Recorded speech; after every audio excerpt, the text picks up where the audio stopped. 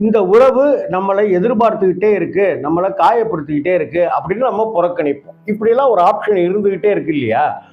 இப்ப எங்க சித்தப்பா வந்து பெரிய லட்சாதிபதியா கிட்டத்தட்ட கோடீஸ்வரரா இருந்தார். ஆனா எங்க சித்தப்பாவுக்கு வாரிசு கிடையாது அப்படிங்கிறதுனாலயே எங்க சித்தி வந்து எங்ககிட்ட பேச்சுவார்த்தையெல்லாம் என்னுடைய சின்ன வயசுலயே கட் பண்ணிட்டாங்க.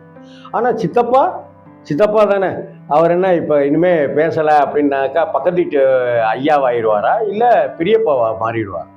இந்த ஜென்மத்தில் இந்த உறவுங்கிறது அப்படித்தான். ஸோ ஆக மொத்தத்தில் நாம் செய்கிற முக்கியமான வழிபாடு என்னவாக இருக்கணும் அப்படின்னு சொன்னாக்க, இந்த உலகத்துக்கு நாம் வருவதற்கு காரணமாக இருந்த நம்மளுடைய முன்னோர் வழிபாடுங்கிறது ரொம்ப ரொம்ப முக்கியம்.